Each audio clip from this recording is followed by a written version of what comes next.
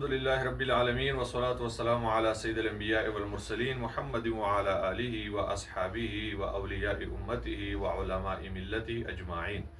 اما بعد فاعوذ باللہ من الشیطان الرجیم. بسم اللہ الرحمن الرحیم. الصلاة والسلام علیکہ یا سیدی یا رسول اللہ وعلی آلہ واصحابہ یا سیدی یا حبیب اللہ. محترم سامعین و حضرات، جیسا کہ آپ کو معلوم ہے کہ مفتی اہل سنت، مناظر اہل سنت مفتی راشد محمود رضوی صاحب دامت برکاتہم العالیہ نے مولوی ساجد وہابی تیمی نجدی کو عبارات اکابر پر دعوت مناظرہ پیش کیا، اور پھر اس کے جواب میں مولوی ساجد وہابی دیوبندی نے بھی اپنا بیان ریکارڈ کرایا. میڈیا پر، سوشل میڈیا پر، انٹرنیٹ پر، یوٹیوب پر آپ نے وہ سارے بیانات سنے ہوں گے.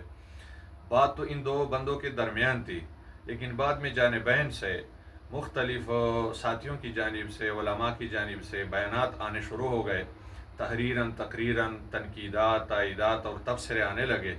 اس لیے فقیر نے بھی مناسب سمجھا کہ میں بھی اپنا تبصرہ تمہارے ساتھ شیئر کروں. سب سے پہلے اور اہم بات یہ ہے کہ بظاہر تو مفتی راشد محمود رضوی صاحب نے ان کو دعوت مناظرہ پیش کیا، مناظرے کا چیلنج دیا، لیکن در حقیقت مناظرہ کا چیلنج دینے والے ہم نہیں ہیں، مفتی راشد محمود رضوی صاحب نہیں ہیں، بلکہ خود مولوی ساجد نجدی وہابی ہے. اور مفتی راشد محمود صاحب تو اب بیان دے رہے ہیں اور دعوت مناظرہ پیش کر رہے ہیں. اس سے سال پہلے مولوی ساجد نجدی وہابی اسماعیلی اپنے بیانات میں اور اپنے تحریرات میں متعدد دفعہ عبارات اکابر پر مناظرہ کا چیلنج دے چکے ہیں، اور وہ بیانات اور تحریرات مختلف علماء نے ابھی اسی تازہ صورتحال میں ویڈیو بیان ریکارڈ کر کے عام بھی کیے ہیں، شیئر بھی کیے ہیں. مجھے علیحدہ سے پیش کرنے کی فی الحال حاجت نہیں ہے. اگر مولوی ساجد نجدی مطالبہ کرے گا تو پھر انشاءاللہ میں بھی پیش کروں گا. فی الحال میں ایک حوالے پر اکتفا کرتا ہوں. یہ مولوی ساجد نجدی وہابی کی کتاب نواب احمد رضا خان فاضل بریلوی، اور اس کے صفحہ 33 پر تقریز ہے ہماری KPK کے ان کے جو مناظر ہیں، القابات انہوں نے یہ دیے. مناظر اسلام حضرت مولانا مفتی غازی محمد ندیم المحمودی صاحب، وہ ایک ضروری وضاحت کا نوٹ دے کے اپنے تقریز کے اندر لکھتے ہیں: علامہ صاحب نے اپنی اس کتاب کے صفحہ نمبر 1045 پر بریلوی مناظرین کو عبارات اکابر کے عنوان پر سنجیدگی کے ساتھ مناظرہ کی دعوت کراچی اور پشاور میں دی ہے. اس پر جو تاریخ لکھے ہے 30 مئی سن 2020. کتاب سن 2019 میں شاید لکھی جا چکی ہے، اور یہ سن 2020 کی تقریز ہے. تو اب سن 2026 ہے. تو مفتی راشد محمود رضوی صاحب تو ابھی تمہیں دعوت مناظرہ پیش کر رہے ہیں. تم 5-6 سال پہلے یہ دعوت اور یہ چیلنج کر چکے ہو. تو بظاہر مفتی راشد محمود رضوی صاحب دعوت دے رہے، لیکن در حقیقت وہ تمہاری ہی چیلنج کو قبول کر رہے ہیں.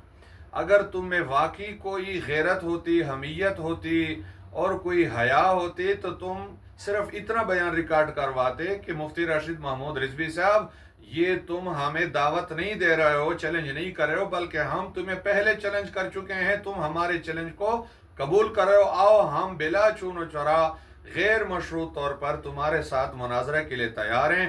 جیسے آپ کہیں کیونکہ یہ مطالبہ ہمارا تھا، اب ہمارے مطالبے کو پورا کر رہے ہیں. لیکن بجائے اس کے وہ الٹا ہمارے اوپر اور مفتی صاحب پر الزام لگا رہے ہیں کہ میں تمہارے چیلنج کو قبول کر رہا ہوں، تم میرے چیلنج کو، فلانے مطالبے کو کیوں پورا نہیں کر رہے ہو. اور زبان درازی کا، جیسے کہ اس کی عادت ہے، اور گالی گلوچ کا اور بد تہذیبی کا ایک بازار گرم کر کے رکھ دیا. دوسری بات، اب اگر اس کے بیان کو دیکھا جائے تو ہم اگر اس کے بیان کے مطابق بھی چلیں اور مفتی راشد محمود رضوی صاحب اس کے بیان کو تسلیم کر کے اگلا قدم اٹھائے، تو کیا یہ ہماری کسی مطالبے کو تسلیم کرنے والی بات ہوگی یا ہم اس کے سارے مطالبے تسلیم کرنے والے ہوں گے؟ آپ دیکھیں، اس کا مطالبہ ہے کہ فلانا بندہ میرے سامنے کیوں نہیں آ رہا، اس کے آثار شرعی بیان کرو. اگر ہم یہ بات مان لے تو یہ مطالبہ کس کا پورا کر رہے ہیں اور مان رہے ہیں؟ خود مولوی ساجد نجدی وہابی کا. پھر وہ کہتا ہے پہلے مناظرہ اعلیٰ حضرت عظیم البرکت کے کفر ایمان پر ہوگا. اگر یہ ہم بات مان بھی لے تو یہ بھی تمہارا مطالبہ ہے، تمہاری چیلنج ہے. ہم تمہارے مطالبے کو مان رہے، تم ہمیں چیلنج دے رہے ہو، ہم پھر قبول کرنے والے ہو گئے، نہ کہ تم قبول کرنے والے ہو. اور پھر کہتے ہیں اس مناظرے کے بعد اعلیٰ حضرت عظیم البرکت رحمہ اللہ تعالیٰ کے کفر و ایمان پر مناظرے کے بعد عبارات اکابر پر مناظرہ ہوگا. یہ مطالبہ بھی تمہارا ہے. ہماری جانب سے یہ چیلنج اور دعوت نہیں دیا گیا کہ ہم پہلے آپ کے ساتھ وہ اس عنوان پر مناظرہ کریں گے پھر عبارات پر، یہ مطالبہ بھی تمہارا ہے۔ پھر اس میں بھی بیچارہ شرط لگا رہے کہ حسام الحرمین کے ترتیب پر ہوگا، اگر مناظرہ حسام الحرمین کے ترتیب ہو یہ مطالبہ بھی تمہارا ہے۔ پھر کہتا ہے اس میں دوسری شرط یہ بھی کہ مناظرہ آف لائن ہوگا، آن لائن یعنی آمنے سامنے ہوگا، تو یہ مطالبہ بھی تمہارا ہے۔ اور پھر کہتا ہے اعلیٰ حضرت عظیم البرکت کے ایمان پر مناظرہ کیوں نہیں ہو سکتا، اس کے آثار شریف بیان کرو، اگر یہ بھی ہم مانیں تو تمہارا مطالبہ ہے۔ تو خلاصہ یہ کہ سارے مطالبات اپنے منوا رہے ہو اور ڈونگ یہ رچا دیا، ڈرامہ یہ بنا دیا کہ ہم تو ان کے دعوت اور چیلنج اور مطالبے کو قبول کر رہے ہیں، وہ ہمارے مطالبے کو قبول کیوں نہیں کر رہے، جبکہ حقیقت اس طرح نہیں ہے۔ یہ جو اپنے جاہل حواریوں کو خام خواہ میں خوش کرنے کے لیے کہتے ہیں جو چیلنج تم دے چکے ہو، جو اب دے رہے ہو، جو میری زندگی میں دو، وہ سب مجھے قبول ہے، حالانکہ ایک بھی قبول نہیں ہے۔ اس کو سارے مطالبات اپنے منوانے کی کوشش کر رہا ہے، ہماری کوئی بات بھی ماننے کے لیے وہ تیار نہیں ہے۔